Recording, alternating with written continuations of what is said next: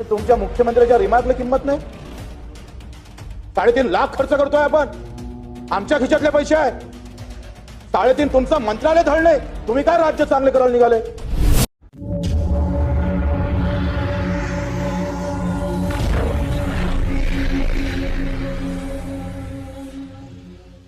अध्यक्ष महोदय, खरं तर माझ्यावर 353 किमान 50 ते 60 गुन्हे दाखल आहे।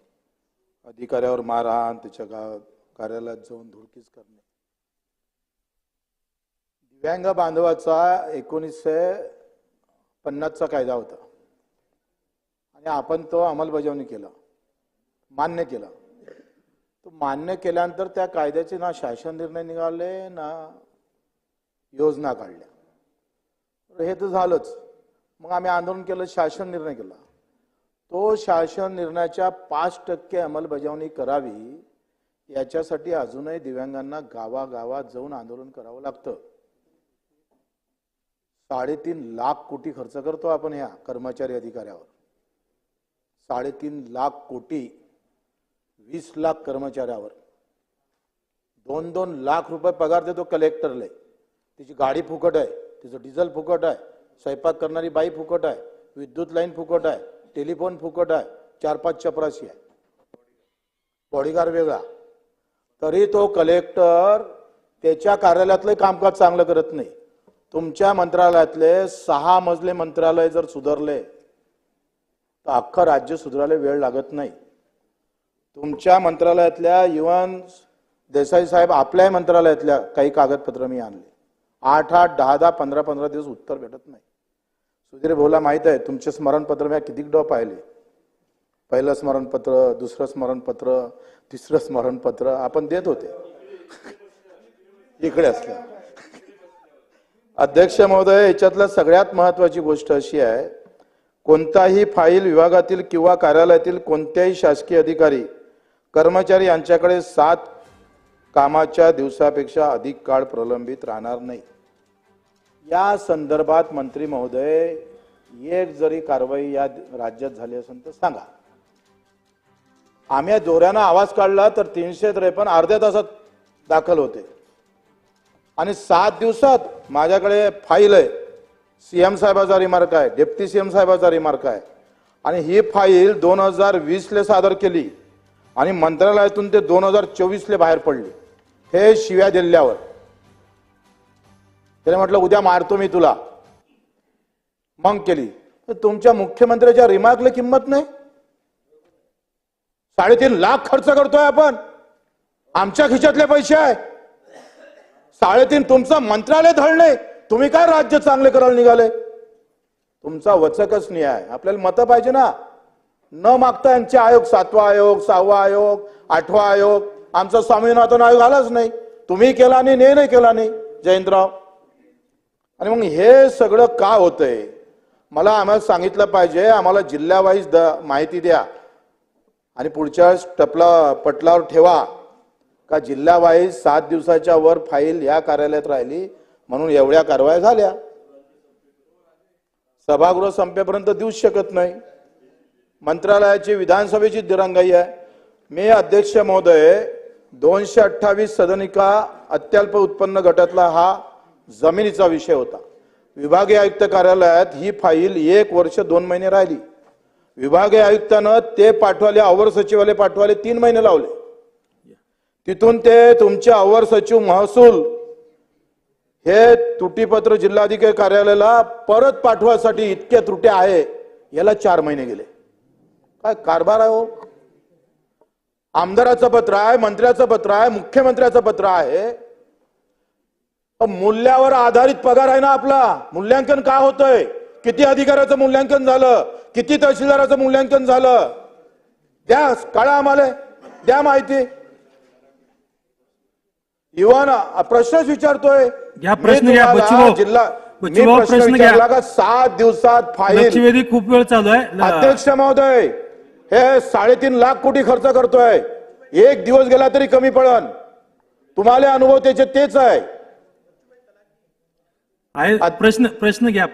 मला मी पहिला प्रश्न विचारला का 7 दिवस फाईल ठेवली म्हणून किती अधिकारी कर्मचाऱ्यावर कारवाई आतापर्यंत केली ते सांगा आणि ते जिल्हा वाईज पुढच्या काळात ठेवणार आहे का? मंत्री महोदय 40,47,000 अर्ज ऑनलाईन प्राप्त झाले, पैकी 15,53,21,000 अर्ज हे हो अर्ज वेगवेगळ्या प्रकारचे आजपर्यंत दादा कायदा 2000 अस्तित्वात आल्यापासून आणि 95% याचा निपटारा आपण केलेला आहे. निर्धारित वेळेत 82% झालाय आणि निर्धारित वेळेच्या पुढे 18% प्रकरणांचा निर्धारित वेळेच्या पुढे आहे.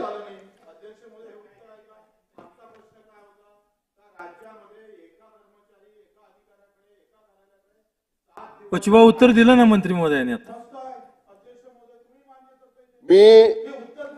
मंत्री महोदय मी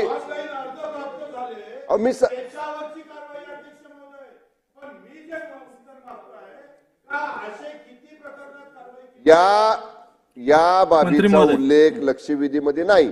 लक्षवेधीमध्ये आपण परत एकदा ड्राफ्ट वाचा बच्चूभाऊ लक्षवेधीचा.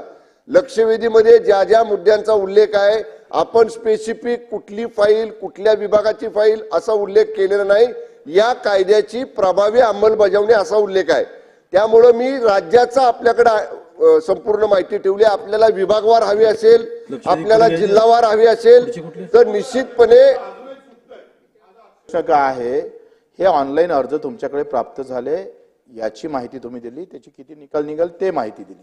माझं असं म्हणणं आता तुमच्याकडे माहिती उपलब्ध नसन अध्यक्ष महोदय तर मला ज्या अशा आपल्या कलेक्टरनं तहसीलदारांनी SDOनं ज्या ज्या भागात 7 दिवसाच्या वरते फाईल कारण नसताना ठेवली 7 दिवस तर लय कमी दिवस आहे 1 महिन्याची तरी काळा ही माहिती विभागीय आयुक्ताला चौकशी करायला लावा आणि कोणत्या कोणत्या कार्यालयात महत्वाच्या सार्वजनिक विषय अध्यक्ष महोदय ही तपासणी करणं गरजेचं आहे. मंत्री महोदय सार्वजनिक विषयावर प्रश्न विचारा. खूप वेळ चालली लक्षवेधी उत्तरच येत नाही आहे म्हणूनच तर असं पलटून सगळं समजून सांगून राहिलो अध्यक्ष महोदय.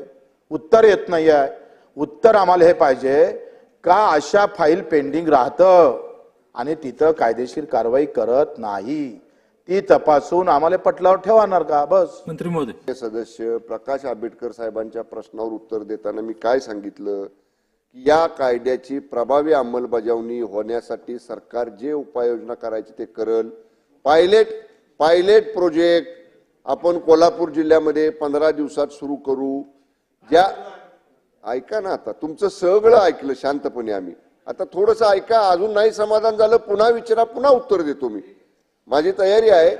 आपण हा प्रोजेक्ट पायलट प्रोजेक्ट म्हणून कोल्हापूर जिल्ह्यामध्ये सुरू आतापर्यंत झालं नाही तर प्रभावीपणे झालं नाही आपण मान्य करतो. हे प्रभावी झालं पाहिजे. तर सन्माननीय अध्यक्ष महोदय याच्यामध्ये आपण सांगितलं की किती कारवाई झाल्या. जवळपास एकूण जर कारवाई सुनावणी प्राप्त झालेल्या संख्या 1,600 आहेत. सुनावणी घेतलेली प्रकरणं 1,016 आहेत. दंड झालेली प्रकरणं 49 आहेत आणि विभागीय चौकशी 12 लोकांची सुरू आहे आणि समज ज्यांना कडक शब्दात दिलेले अशी 90 प्रकरणं आहेत. याची आपल्याला संपूर्ण राज्याची माहिती या ठिकाणी मी दिली. आपल्याला विभागवार हवी असेल जिल्हावार हवी असेल तर ती स्वतंत्र माहिती सभागृहाच्या पटलावर का एवढ्या तक्रारी आहे.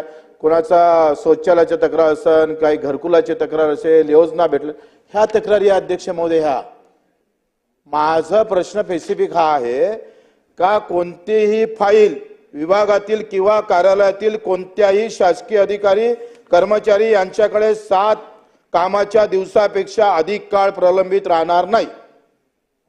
या तक्रारी आहे का त्या अध्यक्ष महोदय? मग आमच्या विभागात प्रमुखांना त्या तपासल्या का फाईल? नाही तपासल्या. असे प्रकरण मला समजून मी तुम्हाला सांगितलं ना का हे प्रकरण मला 2024 बाहेर निघालं अध्यक्ष महोदय. आता माझा प्रश्नाचं उत्तरच येत नाही आहे. माझं असं म्हणणं आहे का ज्या ज्या कार्यालयानं ज्या ज्या अधिकाऱ्यानं हेतू परस्पर किंवा कुठेतरी इजा पोहोच नुकसान होईल याच्यासाठी काही कार्यालयात जर दप्तरी तसंच ठेवलं असेल तर त्याची आकडेवारी द्या ना. एक काय माणसावर कारवाई नाही आहे प्रलंबित प्रकरणात. नोटीस पण नाही आहे. सन्माननीय मंत्री महोदय. सन्माननीय अध्यक्ष महोदय माननीय सदस्य बच्चूभाऊंना माझी परत विनंती आहे. महाराष्ट्र राज्य लोकसेवा हक्क अधिनियम 2015 या संदर्भातली ही लक्षवेधी आहे. आणि सन्मान्य बच्चूभाऊंचा उद्देश हा दिसतोय की एखादी फाईल म्हणजे एखादी नसती विभागामध्ये प्रलंबित राहणं, ज्याचा आपण मगाशी उल्लेख केला की प्रस्ताव सादर करायची सूचना दिल्या किंवा एखादा नवीन काही दुसऱ्या एखाद्या कामाचा निधी प्राप्त करायचा प्रस्ताव दिला, तो वरनं खालनं आला, त्रुटी झाल्या म्हणून परत गेला, पुन्हा त्रुटी पूर्तता करून वर आला. दोन भिन्न नसती निपटारा कायदा वेगळा आहे. आणि हा लोकहक्क आयोग म्हणजे काय, मला 7/12 उतारा पाहिजे, माझा फेरफार लवकर झाला पाहिजे, मला वीज कनेक्शन मिळालं पाहिजे, मला मोटर कनेक्शन, जे काय आपल्याला व्यक्तिगत जे लोक जाऊन सरकारी यंत्रणांच्याकडे मागणी करतात ते. नसती निपटारा कायदा